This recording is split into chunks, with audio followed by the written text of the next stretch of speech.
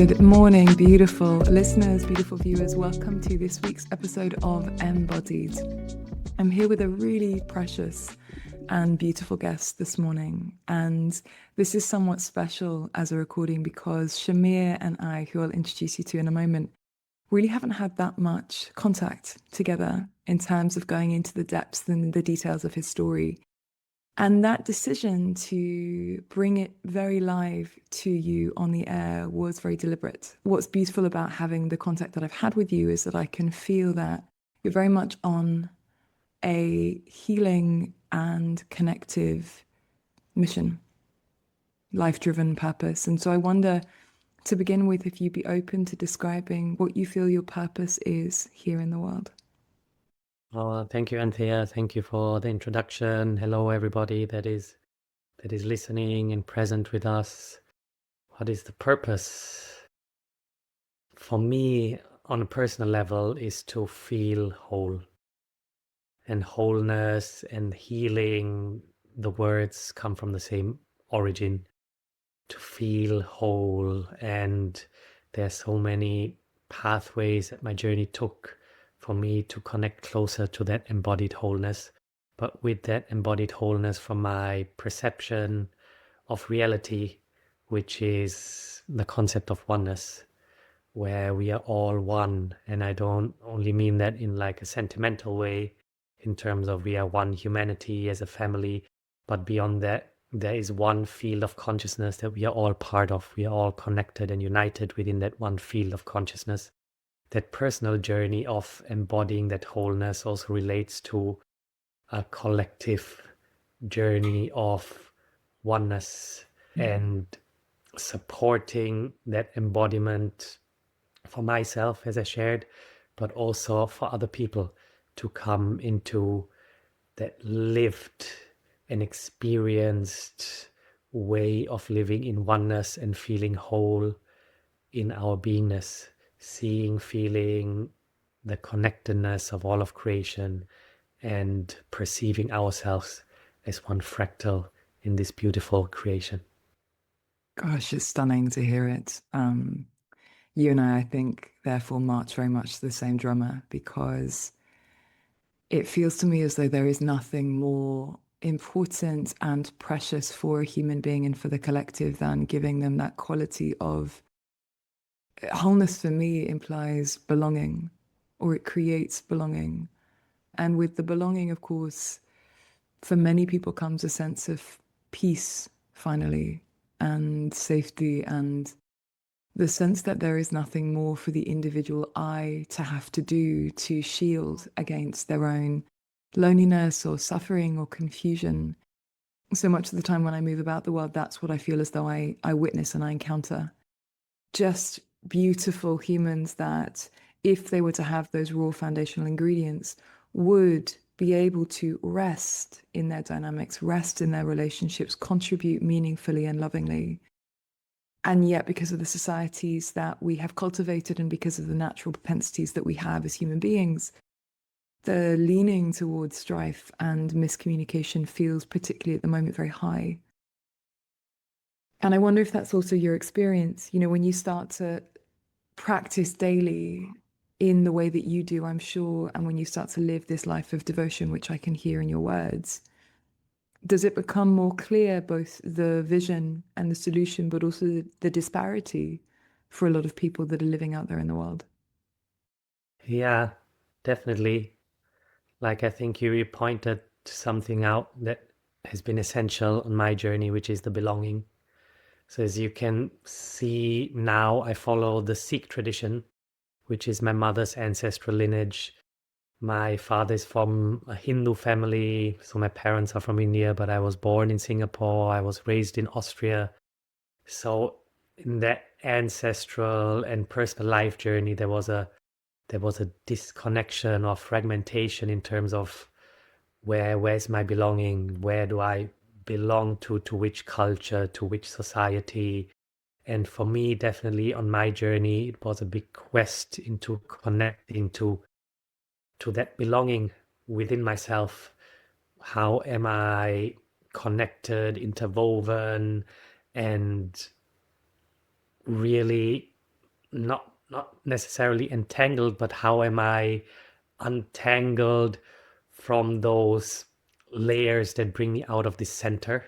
And so that untangling allowed me to feel more present in the essence of who I am, which very much relates for me in my discovery to my ancestors and their belonging through, as you shared, societal evolution, which in my personal and ancestral history very much relates to the colonial history of this world.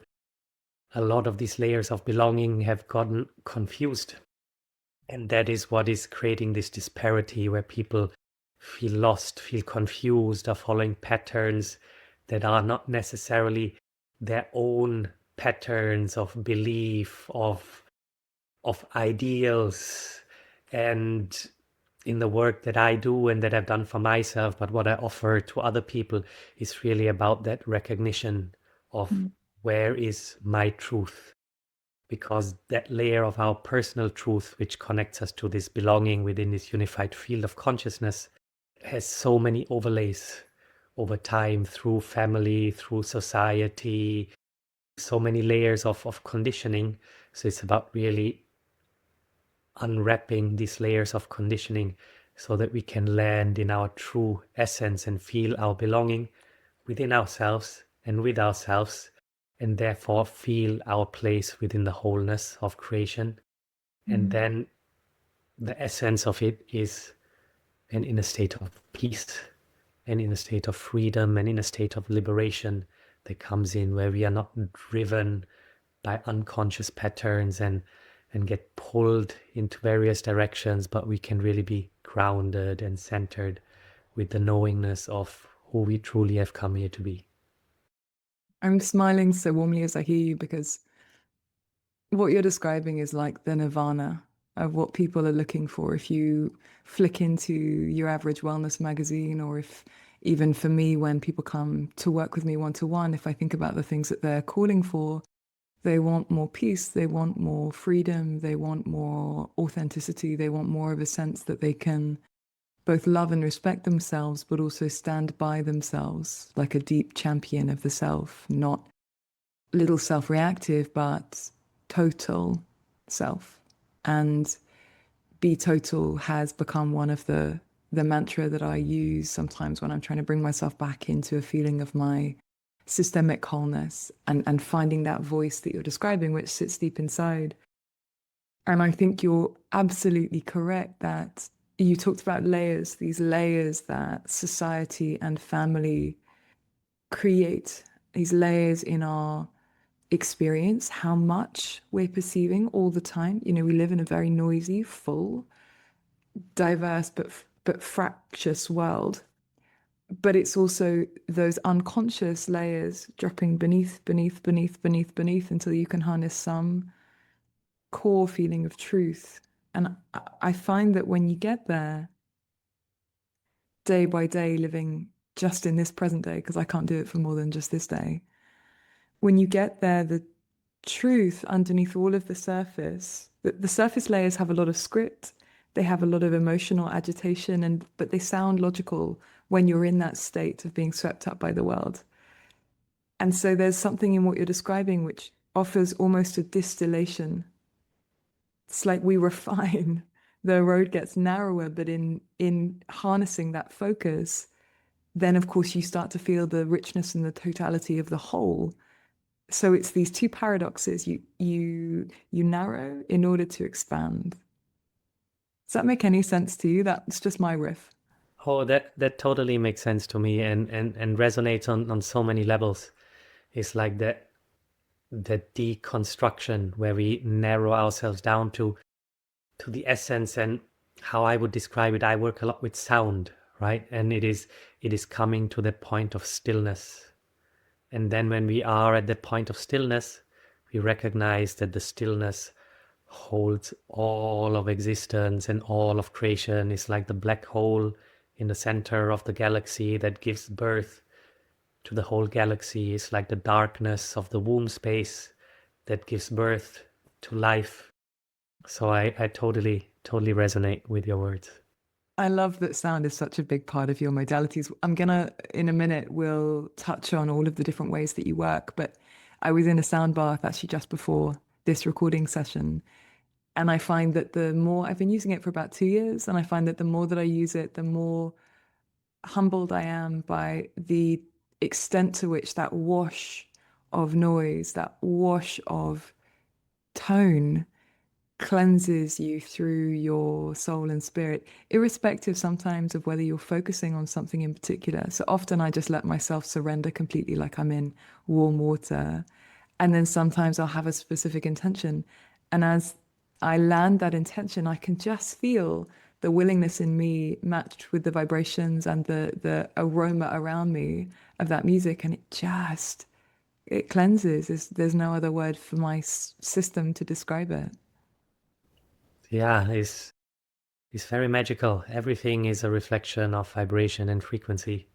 Even what we perceive as dense matter is electrons, neutrons, protons that are vibrating, and actually there's a lot of space in between what we Mm. perceive as dense matter. And us as humans, we are 70 plus minus percent made of water. And if we see how sound creates ripples in waters, of course the sound reverberates within the cells of our body, within the connective tissue, and so it can really cleanse, purify, and harmonize not only our physical but also our emotional, our mental, and our energetic embodiment, these different layers of how we perceive and how we feel and experience ourselves. So you found, it sounds like, these various material ways to introduce healing and spirituality and a deep integration to your audiences, to your clients, to the people that interact with you. Run us through, if someone was visiting your homepage or meeting you for the first time, run us through some of the comprehensible to a regular mind modalities that you use to support people on this journey to wholeness. So when people go on my website and they want to book on with me, they come to a questionnaire. And the questionnaire relates to their personal life history, some reflections on ancestral history, intentions. And the questionnaire is very specifically designed because through these questions, I receive information in a way that I can see or perceive a web of how this person is interwoven into society, into the connection of the ancestors to this now moment, how they connect to this collective field of unity consciousness on this planet. And it is specifically to me because through these questions I can see and point the person into directions that will bring them closer to themselves. So with that, there are many different ways of how I work. It can be online, it can be in person, it can be groups that come together for retreats or for ceremonies, or it can be one-on-one retreats. I live in Glastonbury, the ancient Isle of Avalon. I work a lot with people here on the land.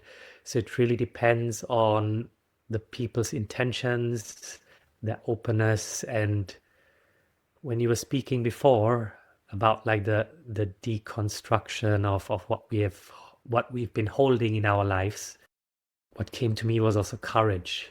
It takes courage to deconstruct. So depending on how much courage people have in these specific moments, there are different ways of how I can guide them through mentorship, to meditative practices, through practices and ceremonies that really deconstruct our consciousness in a way of when we thought we have been taught to believe certain ways of how reality functions, certain layers of what we are supposed to do. So it's a lot related to deconstructing and then finding that rest and that stillness within our body. And that can Mm. happen through sound, through transformational breath work, through different ceremonial practices, through working on the land, connecting to the sacred waters of this earth, and feeling ourselves interwoven into this creation in a different way, in a more holistic, in a more whole way than what we were taught to believe through a very material approach on this reality. It makes complete sense. So you're led by a quality of intuitive connection with the client, where you can see from their answers, but also to an extent, you can feel where is it that is their entry point? What will be the path of least resistance? What's their gateway? We talk in nervous system theory about onboarding ramps. And I find that a really useful concept because someone might arrive to your table and they have this glimmer of hope and this glimmer of openness and this glimmer of courage. But the vastness of the unknown of healing and transformation often for people will then stop them at the pass. And so the same for me, having a way in that is comprehensible to them. I mean, I know that you also you've trained in sacrocranial osteopathy. You've worked with a lot of modalities that are very materially understood and hugely revered. And I also know that your work has gone into, as you say, the density and the energetic potency of the land. It's gone into shamanic work. It's gone into your Sikh tradition. So I adore that you're bringing these things that are in theory quantifiable together with these things that are absolutely not yet, and allowing us to therefore find the outcomes in the work. I'm really curious because we started this conversation around wholeness and this sense of there is no individual I, there is only the total of we and belonging.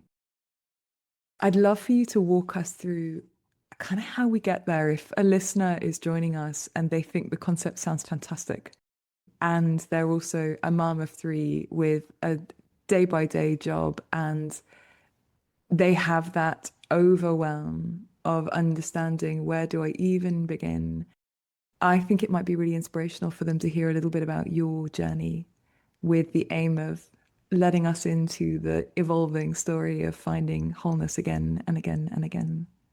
Oh, thank you. Let's see where this leads us. So my personal story, as I shared, was related to confusion in terms of where's my home, where is my belonging. But also when I was 18 in Austria as male citizen, we have to do either military or social service.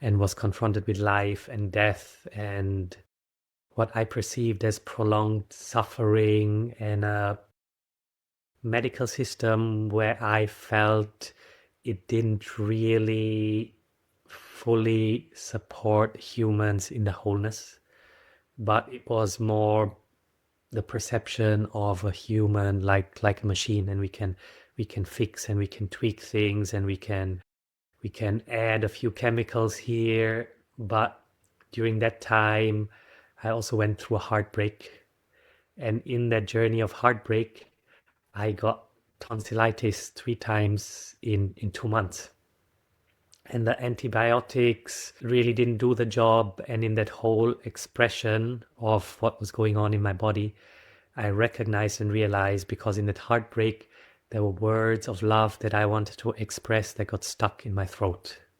So I really saw how, of course, the bacteria was part of what created the tonsillitis, but I really saw that there were other emotional aspects of my life circumstances that created that imbalance in my physiology, that pathology. And at that point, I was very blessed to do some shamanic work with a Native American indigenous. So I did a sweat lodge and was at a crystal healing workshop. And during those days, I really recognized, not only from like a mental way, but from an experienced embodied way, I recognized there's a whole different realm of reality and energetics that we can connect to as humans. And for me, it sparked this curiosity. I wanna find out more. And through some other life experiences, I felt a strong yearning to go to India and find my guru and connect to the essence of what this universe is about. I had these questions: what is life about? What is this universe about? I didn't feel called what was expected from me to go to university and study medicine or become a lawyer, but I wanted to do my other layers of research. And along those layers of research, I had no anticipation that it would take me to my own healing journey, into my own personal deconstruction of who I thought I was, connecting to ancestral trauma, connecting to my mother wounds and my father wounds, and really recognizing the pain that I had been holding on, maybe for generations, maybe since my childhood. And that there's so many countless stories that I could share about pain that I discovered along the journey to free myself and liberate myself from, through different practices, modalities, ceremonies, shamanic pathways that I took. And in that, it was, of course, my self-healing journey, but it was also learning and studying these pathways of healing or supporting other people to come into embodied wholeness. And as you shared, a mother that is maybe a single mom with children, has to do a job, what I shared was like a deep quest for 30 years, nearly 30 years, that I embarked into. And that is not possible for everyone in this way. Now, what I have learned and what I feel, and also with what is accessible now in terms of consciousness that we can tap into and that we can connect with in this world, which wasn't there 30 years ago, I feel there are a few crucial things that everybody is able to do and that will help and support everybody. One of those things for me is, how do we nourish our body, which means consumption of our food, and how do we hydrate. From different perspectives, we could say we are eternal souls that have this human physical experience. So we experience ourselves, even though we are these eternal blissful souls, we experience ourselves through our physical body. And our physical body very much interacts and relates and responds to what we consume and how we consume. First, consumption, food, and water, or what we drink and how we drink. So really having an awareness on what we consume and how we consume can really shift how we perceive reality. From the Ayurvedic perspective, what happens in our mind, the thought processes that we have, they are one-to-one related to what is happening in our digestive system, what is happening in our gut.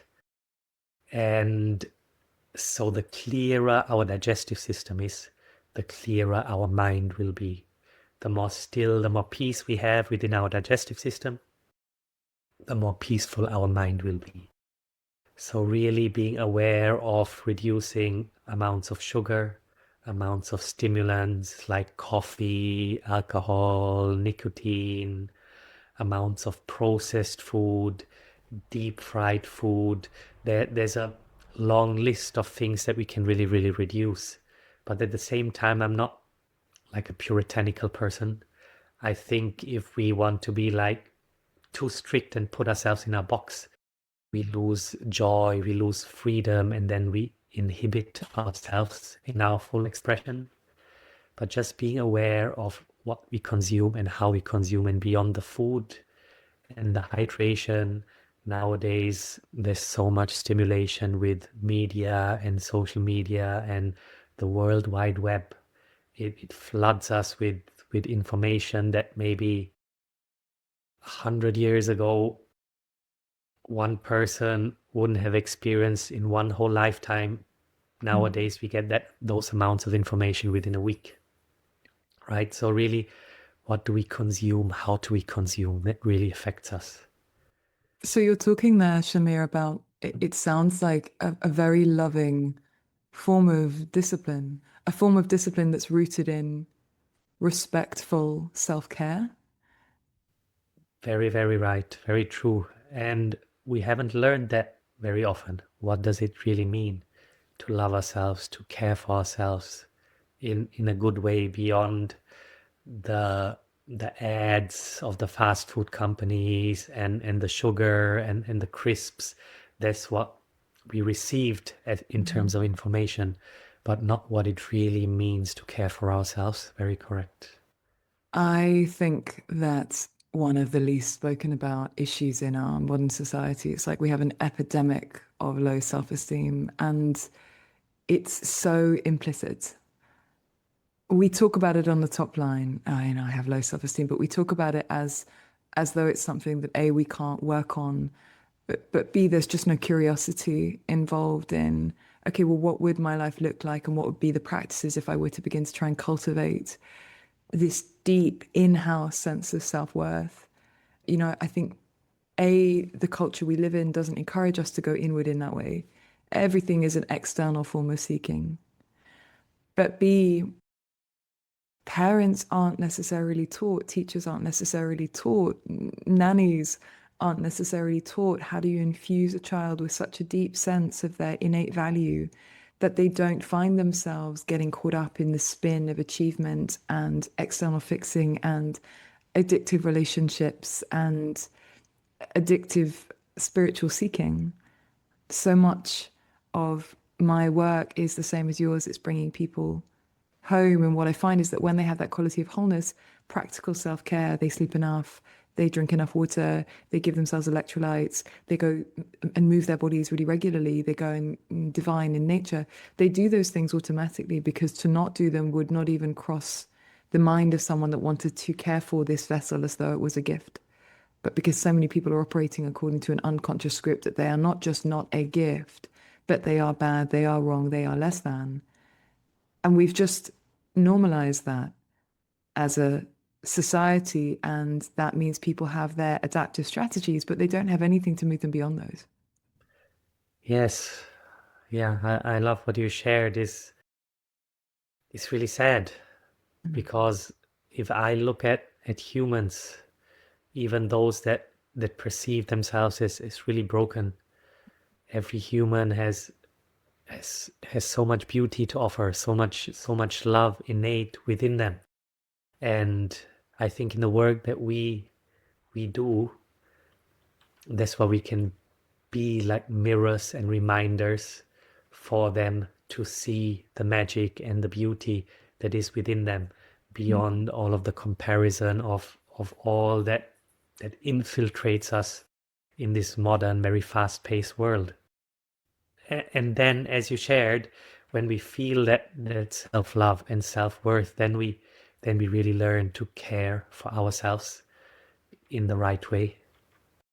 It's interesting because as I listen to you, I think more and more about the role of being a spiritual teacher or some form of priest, some form of coach, some form of exemplar. And obviously, we all know that categorizing yourself in that way from the perspective of your ego can be quite a dangerous thing because it leads to all of the fallacies of our own importance above and beyond that of other people. So humility becomes a real watchword. But I think it's nevertheless true that there are some people that are literally born into the world to be of service and to be on some plane a form of model for other people. And that's a role that they wear quite loosely, quite lightly, but with a huge amount of dedication. My feeling as I sit with you, and then I want to hear the points 2 and 3 of how we get to wholeness, but my feeling as I sit with you is that you probably have had that sense of wider purpose in supporting other people who are more entrenched in the material realms. It feels as though you've had that for some time inside of you, even if it was in the background when you first started your exploration of what does this world mean and how am I meant to navigate it. Am I correct in that? Yes, it's a lovely deep reflection. You're picking up on something. As I shared when I was like in my early 20s, I was wanting to go to India and find my guru, and this is again a long story. But I found a teacher in the Austrian mountains that initiated me in a devotional yogic tradition.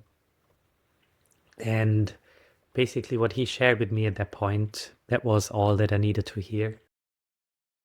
And it is still like the foundation of what carries me is like the golden thread, which is whatever you do, don't do it for yourself, do it for the divine.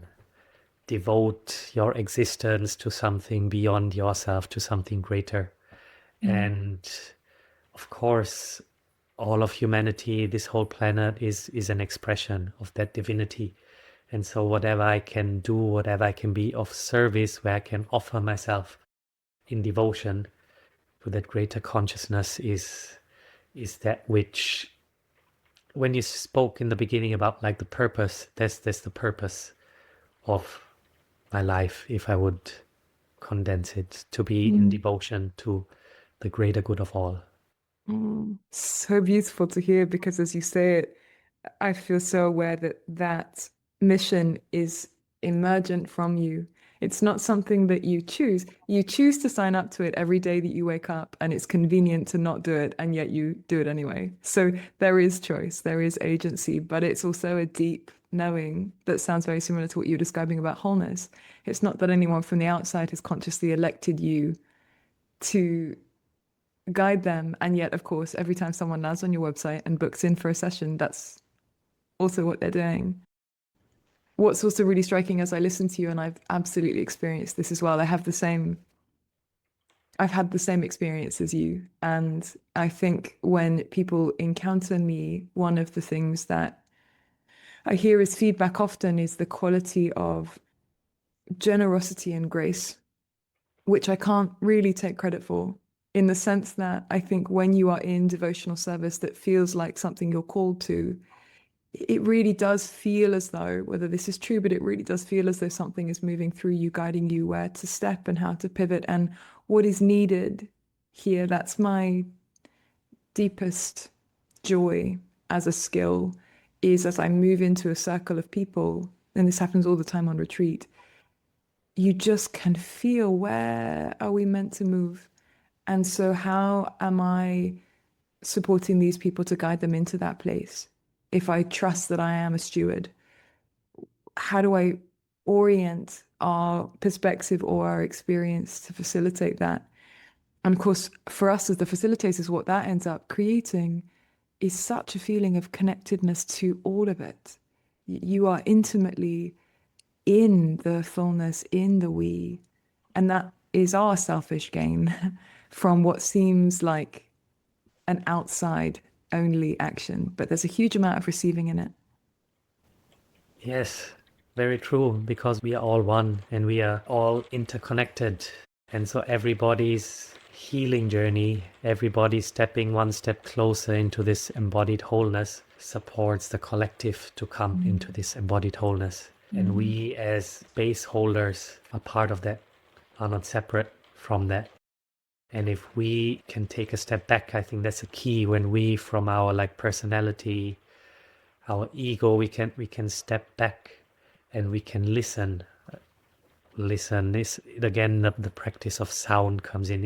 If we can listen a little bit wider, a little bit further, then we are guided, because we don't listen through our egoic mind, our egoic consciousness, but we allow that divine consciousness to guide us, to operate through us. That's what I attempt to make happen in working with groups, in individuals, because I know there's a consciousness beyond my personal consciousness that has all of the knowledge, all of the wisdom. And that's the same like in biodynamic craniosacral work, which I practice, is listening, but not manipulating the craniosacral mechanism, but just in that holistic listening, allowing the unwinding and the unraveling to take place by itself. Yeah, because in those moments, you're a facilitator of the body's own wisdom. It's just life circumstance often or a missed connection that has distorted what the body would intuitively know how to do. I didn't tell you this, but my mother is a kinesiologist, and so I've had sacrocranial osteopathy since I was 6 years old, and I'm now almost 40. So it's been my body was introduced to the subtlety of that form of listening from the youngest age, which I consider to be such a privilege because it means I'm unbelievably sensitive. Not ideal for living out there in the big bad world, but actually very useful for the work that we do. Okay, I have to, because this is the biggest cliffhanger. I have to bring our beautiful listeners back to points 2 and 3 of what people can do in their day-to-day lives when they're using the material of their lives as their spiritual material. What are the two other things that you would say are critical to finding wholeness? I think another key is our breath, like some form of conscious engagement with our breath. Because we breathe from the moment that we are born to the moment that we leave this body. But very few of us actually have a conscious relationship with our breath. And our breath responds to everything that is happening within our body, within our consciousness, within our emotional embodiment. And so if we learn to be more conscious with our breath, we will be able to navigate our life in a more present and conscious way. And there are many different ways nowadays. Conscious connected breathwork, transformational breathwork is becoming more popular, and in those practices we can see the power of breath, how it can help us to shift and transform our body, even release traumas. I work a lot with yogic breath practices that really help us to come into a space of stillness, of peace. Even just taking 5 minutes out of a day and sitting and doing conscious deep inhalations, surrendered exhalations will allow us to regulate our body and our nervous system on a whole different level. And the more we do it, the more aware we become about our breath patterns.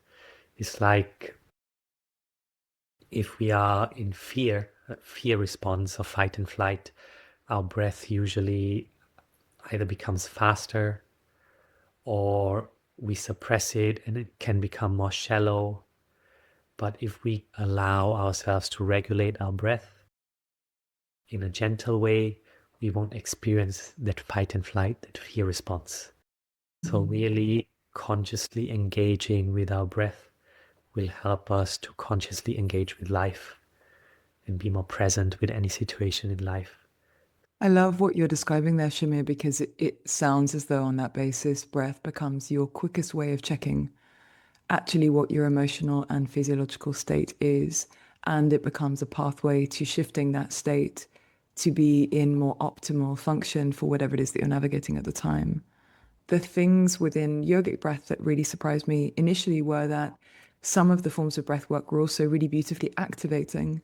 And that if I was in a state of real restlessness and itchiness in the body, especially ahead of meditation, that I could really harness some of those forms of breath to diffuse the tension, so that it wasn't just always that I was calming myself down. Sometimes I was actually creating the physiological release where my body then felt like it was able to move into its fight flight response, but I was doing it stable, still in a safe environment.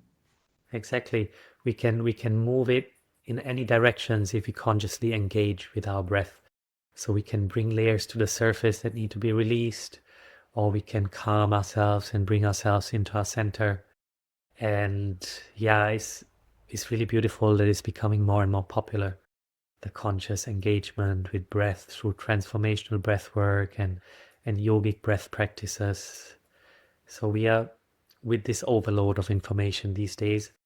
If we select carefully, we are also very blessed because a lot of information is accessible Mm. in easy ways these days, which hundreds of years ago took people half of their lifetime to study and to find the resources to receive these layers of information. And there's something in that as well, especially for the listeners if they're feeling overwhelmed, is to know that in some ways you could simplify your framework by saying all of these different things, all of these different modalities are trying to bring you back to the same place. So, in a sense, if there's one that presents itself spontaneously with the presence of a new teacher, or a flyer comes through your door, or you're invited into some kind of experience, use that one for now. See where that takes you. Let its purpose be that it's intending to bring you into deeper harnessing and connection with yourself. Pursue it for that rather than thinking, okay, well, I have to scan all of the options out there and decide which one of them is going to be more physiologically beneficial, and then I'm going to choose that. So I like the humility of watching what's been presented to me, what's come onto my plate, and can I then have that quality of trust? Tell us, Shamir, about point number 3. So we've got the trio for the listeners. Yeah, the third one, and maybe I'm going to combine two, I would say some form of meditative practice, like some form of being conscious and devoting and dedicating time for my own sake, for my own peace, for my own stillness. And people nowadays, when I speak about meditative practice, it's not necessarily sitting like a Zen Buddhist monk in stillness and having no thoughts. That would maybe be the end goal of where we want to be or the places that we want to connect to. But meditative practices can be movement practices, can be dance practices, can be practicing with mantra. That's what I do a lot. So with different recitations in a repetitive way. So something that invokes peace. And when I speak about like movement or dance practices, a lot of these movement or dance practices are important because we live in a very fast-paced life and our bodies are charged with a lot. So sometimes we need to move and release this energy for then being able to sit in stillness and come into more peace. So therefore some conscious engagement with our body, with movement, and a meditative practice would be the third point of what I think everybody can implement, even if it is a short time of the day. Everybody can implement that into their lives. If I was playing devil's advocate and was presenting you with someone who knows they should meditate, but either has a binary view of what that involves or is just meeting resistance to fitting that into their day, big air quotes there, what would you say to someone to motivate them toward meditation as far as the goal of, let's say, peace or wholeness that they have? Why is meditation so important? Because it reminds us of that place of peace. Like usually when people approach me that they're going through a struggle or a challenge, and very often that struggle or challenge might not even be obvious. There's just a feeling or a sense of something is off. I'm not satisfied. And that journey of coming into presence through meditation will lead us there, and in that connection to the presence, because some people might believe, oh, if I meditate, I might not want to be efficient in life, I might not want to be successful in life. But actually, if we find that place of stillness and of presence, we can live our material life in a much more effective and better way. So this is also, I think, an important reflection, that if we are on this path of spirituality or connecting to embodied wholeness, it doesn't mean to live a life of a monk in a monastery or the life of a monk that is meditating in a cave that withdraws from society. But my way of transmitting and relaying it is about being in the presence, and from that space of presence being able to live a more effective way in this material world, being able to engage, not withdrawing, but engaging deeper with life and what surrounds us, but deeper with more presence, with more fullness, with more joy, with more love, with more compassion. It's the funny thing. the irony for those listening is the call for peace. We think of it as something that we can achieve out there in the future, in the externals, when we reach some form of deep spiritual enlightenment. And, or let's say when we reach some form of financial success or finally get to the level of professional achievement that we really desire. And it is now. And it's small, small practices in this day that create that experience. So I like that we're talking about these things because they're very doable. But in a sense, for your average human to move themselves toward that, either the suffering has to be great enough that it gives them motivation, or they have to be able to cognitively understand that their thinking won't necessarily make them want to do it, but the action in and of itself will change the state of being that they operate from, which will mean that that state of being, that evolved state of being that they can access through the meditation is not only more wise, more sage, more able to navigate challenge and uncertainty, but will also be the version of themselves that wants to go back to meditation again and again and again and again. In the program that I teach, part of the certification requirement is that people do a 40-day meditative practice. And I've made it a requirement, not because I require them to be able to teach meditation, but because in order to be a whole practitioner, as in someone that when they're with a client is able to watch their state and stay alive to that, if a shift in their state or a shift in their client's state begins to impact the shared space together, that meditation is one of the best places where you can begin to practice that art form. I have a question that is sort of unrelated to what we've discussed so far, but you gave me a gateway into it. And I wonder, it's a little bit more personal, if that's all right with you. It's all right, yes. You mentioned heartbreak being an aspect of your trajectory, something that pushed you forwards. And where that naturally takes me to, especially given the events that I've been part of this week, is thinking about the role of love, not just love for self, but partnership love or friendship love or familial love. And I wonder if you were to describe what the importance of love has come to be for you, how you would describe that on the journey to wholeness. Oh, that's a beautiful question. And I think it's a really important reflection that I might be able to share. Like from my journey, we come from wholeness, right? We are in the womb of the mother, and we are one with our mothers. And then we are born, and then we perceive this life of separation. I would say most people perceive this reality of separation. And there is a longing for that wholeness again within us. And I think the most strong longing, like externally projected for that wholeness, is in love, is in romantic love, right? Like I know that from myself, and I know so many love songs have been written in the 80s, in the 90s, about like broken hearts, that longing for that fulfillment, for that feeling of fullness through the other. In that journey for myself personally, I recognized and realized a lot of confusion that I was carrying through unhealthy relationship with my mother specifically.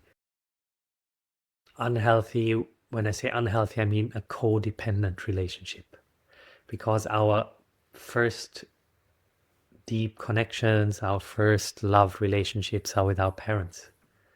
Not romantic love relationships, but they are the representations for any other loving relationship that we have in our lives. So I really recognize that codependent ways of the relationship that I had with my mother, and how that codependency translated into relationships that I had with women in my life as well. And so I really had to look at that, and had to feel the depth of that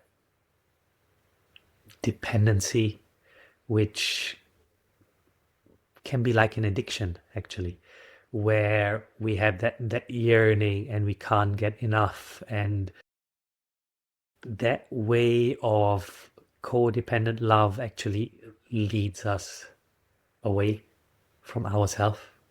And I had some big lessons along my life's journey where I really saw that and felt that reflected in relationships, and went on my own quest of healing that, bringing that into wholeness, and finding that love for myself without needing that love externally. I resonate with that so much. I I think it's such a beautiful thing to hear that someone can heal not just the codependency with a particular person in their life, but through the process of that, come to a place where they're not as dependent on the feeling of love coming from the outside in to be infused with the gaze and the affection of another person, which I agree with you is absolutely addictive. It's one of the least spoken about but most rife addictions that currently plagues our society. I'm also smiling because I have dated men and women and I've found my mother in both. So I want to just make a little note for the listeners that what Shamir is describing doesn't necessarily, if you're a daughter of a mother, you may find yourself carrying out those same patterns in a girl to boy relationship. It's fascinating how we find ways of trying to heal these wounds through the people that we attract into our lives. Are you open to give us a tiny bit more detail about that journey of healing for you? What was it that helped you on your way to bring the sense of loving fulfillment in rather than needing it from a romantic partner? Yeah, when I was speaking about my mother, that was like the strong mirror, but on the other hand, it also related to the relationship to my father and my inner masculine. So these aspects of like the inner feminine and the inner masculine. So for me, in that longing for the love of the mother, there was like a rejection of my inner masculine.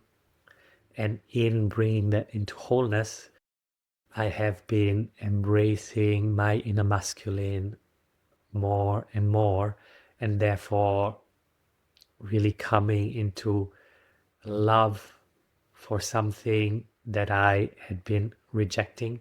Because me and my father had a very challenging relationship up to maybe 10 years ago. But in that journey of healing those codependent patterns with my mother, and I also healed the rejection that I had towards my father. And that has allowed me to, it's like an inner marriage, right? We long for this outer marriage, this outer fulfillment, but is marrying that inner masculine and inner feminine, and therefore finding and feeling and learning to embody that wholeness within more and more. I love that. I love that, especially in a time where it can be very tempting to fall prey to a particular image of what a woman or a man is. I work a lot with actors, creatives, and entrepreneurs. And so, of course, I see in the gender stereotypes that we have, my clients actually tend to rebel from those because they play such a diversity of different traits within themselves, both in their businesses and within their creativity. And this inner marriage idea is stunning. And of course, to embrace that would mean giving license not just to what your father and your mother represent, but also the emotional strands that perhaps are less comfortable for you to visit with your sensuality, your aggression, your capacity to overpower and command. There's this lovely thing that happens the deeper that you go, I think, where you get to rehome and redefine, make positive in some ways traits or leanings that we've tended to ostracize because we're so afraid of them. We're so afraid of violence. We're so afraid of seduction. And yet there's a healthy place for all of those things inside of one human being. I'm curious because this conversation has already been so rich, and I have a sense that you and I could probably talk for eons together. But I'm curious if there is a particular message for you that's present today in this fresh day that feels important to leave the listeners with? We'll share in the show notes all of the ways that they can get in touch with you, that they can engage with your work. So that listeners is absolutely going to be here for you. But I'm really attentive that we're sitting with someone who has a very present sense of wisdom, and I want to scoop up every morsel of that we can for your ears and eyes. So Shamir, what would you land us with? Mm, like there are a couple of things in my mind, and with what you just shared before, relating to with what is happening in life right now in this very fast-paced world where it seems more and more politically, economically, environmentally, there are challenges coming up that we are all having to face in some form of the or the other. It feels like a storm. And I think for everyone, what I would recommend is trying our best to be in the eye of the storm, knowing that, like, my life experiences have taught me that life will go up, down, left, right, like a roller coaster. Roller coaster is also a beautiful analogy. And if we are on the roller coaster and we tense up our body and we hold on tight because we are afraid, we are not going to enjoy the ride. But if we are able to relax and surrender into the ups and downs, knowing that we are not in control, that there is something bigger, and knowing to trust that bigger, that will allow us to relax, that will allow us to be in the eye of the storm, and that will allow us to enjoy the ups and downs, the lefts and the rights, without being attached to the safety bar and holding on because we believe and imagine this is the way that it should go. This is really about finding trust, being in the eye of the storm, and finding relaxation. And that again can be helped, supported with our consumption, the food that we eat, how we hydrate ourselves, how we engage with our breath, how we move, how we take care of ourselves, how we love ourselves. Yeah, I think that will be the essence of what I would like to share for now. I feel the relief of that concept. I feel the relief of dropping back into what's already here, what's already moving, rather than resisting. The resistance for me is what causes the greatest suffering, both in my life and in the people that I work with. It's the push against because of fear, fundamentally. We resist the wrong things, I think, sometimes. We don't show enough spine and discipline in saying no to things that are not aligned. And so we say no instead to life. And she's just trying to move through us and move us in the direction of something more benevolent. That's my feeling. And it won't always make sense to the cognitive mind, which it doesn't have to because we don't have to be in control. But that's a life practice and a life lesson. Shamir, I loved sitting down with you. Thank you so much for gracing us with your ever so distilling presence. And as promised, I will make sure that everyone knows exactly how to be in touch with you. But thank you for the dedication of your time because it's been very rich for me. Oh, thank you, Anthea. Really honor and appreciate our time together as well and our conversation. And as you shared, I know we could go on for hours and hours and eons to share and go deeper into these aspects of life. But it has been a real pleasure. I feel very grateful and excited to see what shall unfold. Thank you to everyone that was present, listening and watching as well. I hope you were able to receive some ideas, some guidance, something that is going to support you along your journey.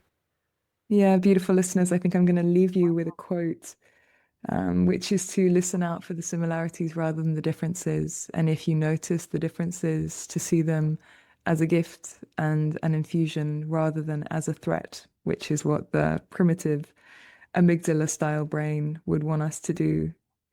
There is so much similarity in everything that Shamir is describing, and yet so much diversity in his life experience.